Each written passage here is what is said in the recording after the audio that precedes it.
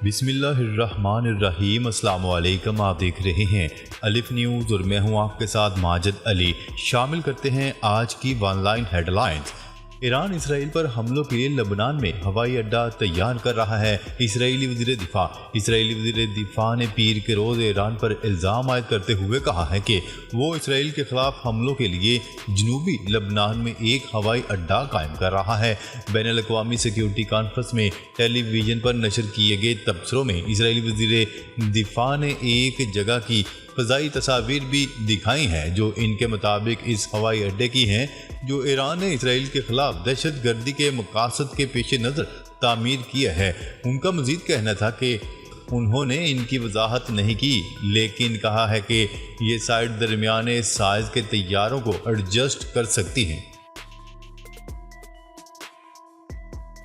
रूसी सदर Vladimir Putin जल्द या बदेर पाकिस्तान का दौरा करेंगे। रूस के सफ़ीर का कहना है कि रूसी सदर व्लादिमीर पुतिन जल्द या बदेर पाकिस्तान का दौरा कर सकते हैं। तफसीलात के मुताबिक पॉलिसी रिसर्च इंस्टीट्यूट में पाक रूस ताल्लुकात के मौजू पर गुफ्तगू करते हुए रूसी सफ़ीर ने कहा है कि हम जंग जीतने की पोजीशन में हैं, ये सिर्फ वक्त की बात है कि हम कब जंग जीतेंगे। उनका मज़ीद कहना था कि रूस, चीन, भारत और पाकिस्तान कभी इकट्ठे नहीं हुए। रूस, चीन, पाकिस्तान और ईरान का एक कोर ग्रुप है। रूसी सफ़ीर ने मज़ीद कहा है कि मैं क्रेमलिन के बारे में कोई तबसरा नहीं कर सकता। जब मैं रिटायर्ड होऊंगा तो ख्वाहिश होगी कि आपके आम इंपोर्ट करूं। चीन ने अफगानिस्तान के लिए अपना सफ़ीर तैनात कर दिया। तफसीलात के मुताबिक चीन ने अफगानिस्तान में अपना सफ़ीर तैनात कर दिया है। चीनी सफ़ीर ने अपना तैनाती ख़त वज़ीर आज़म मुल्ला मोहम्मद हसन अख़वंदज़ादा को पेश कर दिया। चीनी सफ़ीर बुध को सदारती महल में गार्ड ऑफ ऑनर पेश किया गया। अफगानिस्तान में अमरीकी इन्खला के बाद तालिबान के हाथों हुकूमत का तख्ता उलटने के बाद से चीन काबुल के साथ मौसर तरीके से सफारती ताल्लुकात कायम करने वाला पहला मुल्क बन गया है। रूसी कंपनी ने दुनिया का सबसे महंगा आईफोन 14 पेश कर दिया। इंतहाई कीमती अशिया बनाने वाली रूसी कंपनी ने एप्पल के आईफोन 14 और आईफोन 14 प्रो मैक्स की कीमती हीरो से तैयार करके इसकी कीमत आसमान तक पहुंचा दी। इस तरह ये दुनिया का सबसे महंगा आईफोन भी बन गया है, जिसकी कीमत $5,62,700 यानी 16 करोड़ 75 लाख बताई जा रही है। यूक्रेन में रूस के खिलाफ मगरबी साम्राज्य को शिकस्त होगी। शुमाली कोरिया के हुक्मरान किम जोंग उन ने इस यकीन का इजहार किया है कि यूक्रेन जंग में बुराई के खिलाफ रूस की फतह होगी। आलमी खबरसार इदारे की रिपोर्ट के मुताबिक शुमाली कोरिया के हुक्मरान किम जोंग उन अपनी बुलेट प्रूफ ट्रेन के जरिए गैर मामूली दौरे पर रूस पहुंच गए और सदर व्लादिमीर पुतिन से अहम मुलाकात की है। सदर पुतिन से मुलाकात में किम जोंग उन ने यूक्रेन में मगरबी ममालिक को बुराई से ताबीर करते हुए कहा है कि मगरबी ममालिक के मुकाबल फतह रूसी फौज और अवाम की होगी।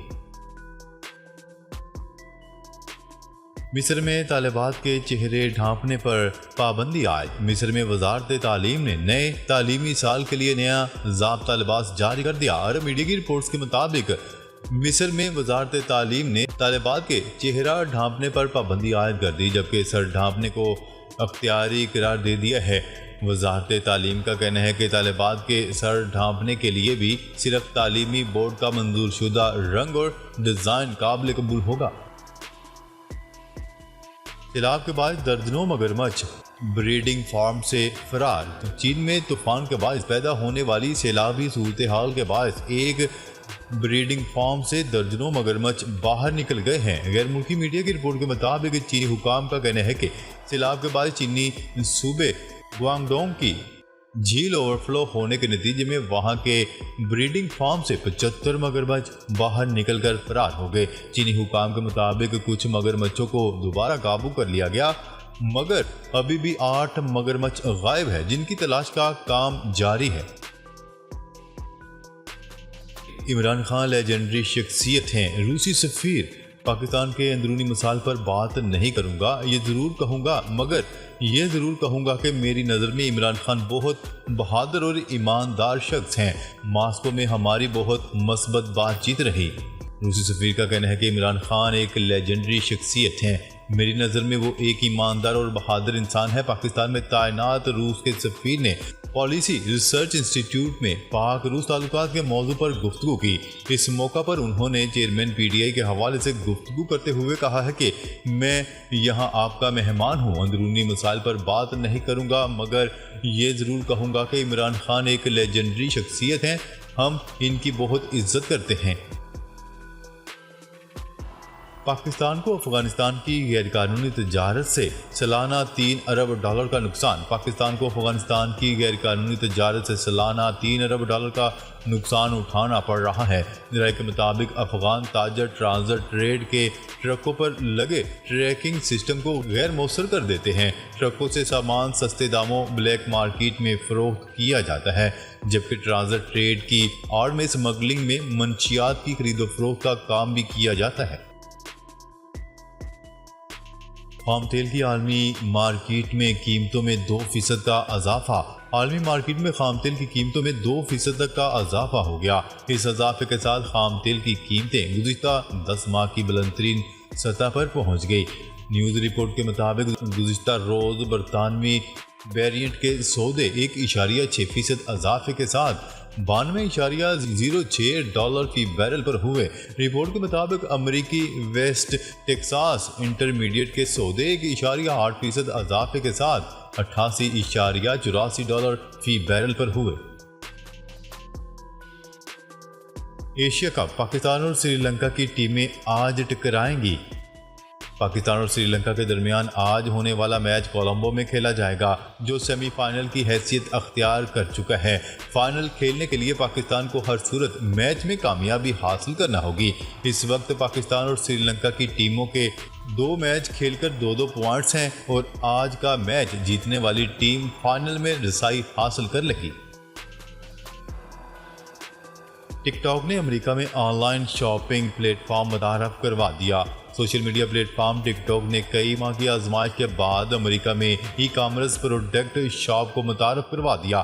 ٹک ٹاک شاپ کے لیے کمپنی نے ہوم اسکرین میں ایک خصوصی شاپ ٹیب کا اضافہ کیا ہے، جبکہ لائیو ویڈیو شاپنگ، شاپیبل ایڈز اور دیگر فیچرز بھی متعارف کروائے گئے ہیں۔